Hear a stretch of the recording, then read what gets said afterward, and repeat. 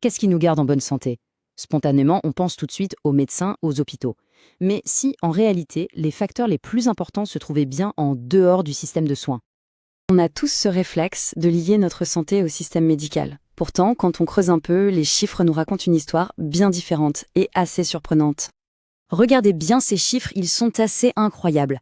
D'après une étude de l'Institut national de santé publique du Québec, sur les 30 années d'espérance de vie qu'on a gagnées au siècle dernier, eh bien seulement 25%, à peine 8 ans, viennent directement du système de santé. Les 3 quarts restants, soit 22 ans, proviennent de l'amélioration de nos conditions de vie. Ça change totalement la perspective, non? Bon, si le système de santé n'est pas le facteur numéro 1, alors, qu'est-ce que c'est? Pour le comprendre, il faut s'intéresser à un concept vraiment clé. Ce concept, ce sont les déterminants de la santé. L'Organisation mondiale de la santé les définit de façon très simple. Ce sont les conditions dans lesquelles on naît, on grandit, on vit, on travaille et on vieillit. Et attention, ce ne sont pas juste des détails, ce sont les vraies fondations de notre bien-être. Concrètement, ça couvre un champ immense. Ça va de notre revenu, de notre travail, à la qualité de notre logement, l'air qu'on respire, nos amis, notre famille, et bien sûr, nos habitudes de vie et notre génétique. On voit bien ici que le système de santé, finalement, c'est juste une pièce de ce grand puzzle. Ok, tout ça peut paraître un peu abstrait. Alors pour que ce soit bien clair, prenons un exemple qui nous touche tous de très près, notre logement. Notre santé commence littéralement à la maison. Un logement, ce n'est pas juste un toit au-dessus de la tête, c'est un déterminant majeur de notre bien-être, à la fois physique et mental. Et il y a une logique implacable derrière ça, une sorte de chaîne de cause à effet. D'abord, vous avez les caractéristiques du logement, son prix, sa qualité.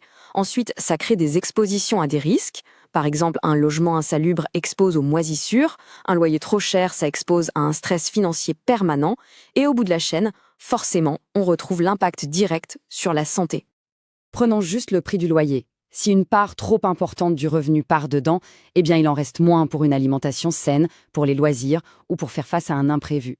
Ce stress financier chronique, ce choix constant entre payer ses factures ou bien manger, ça a des conséquences directes et mesurables sur la santé. Cet impact du logement sur la santé, ce n'est qu'un exemple d'un phénomène beaucoup plus large. Et quand ces inégalités de conditions de vie s'étendent à l'échelle de la planète, les conséquences sont dramatiques. Comme le dit l'OMS dans cette formule choc. Parce que oui, ces déterminants sociaux ne créent pas seulement des différences entre individus, ils creusent des fossés sanitaires immenses entre les populations du monde. 33 ans.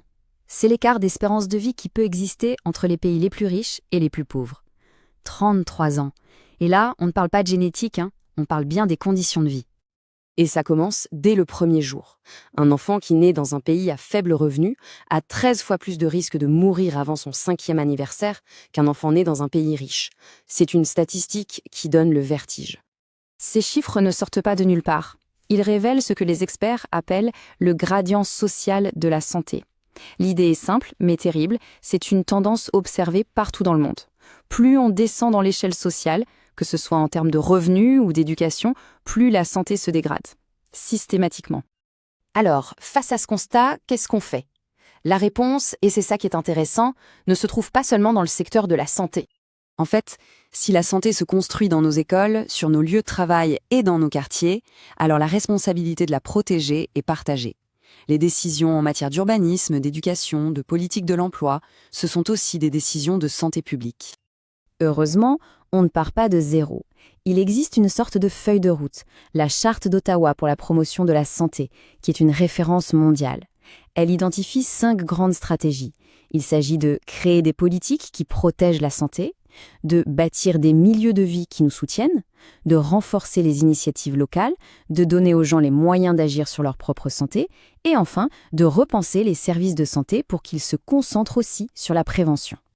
Ce qui nous ramène à notre point de départ, mais avec un regard complètement neuf.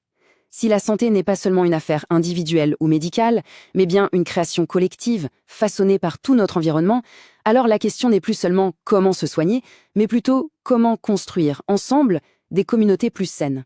Et ça, c'est une réflexion qui nous concerne absolument tous.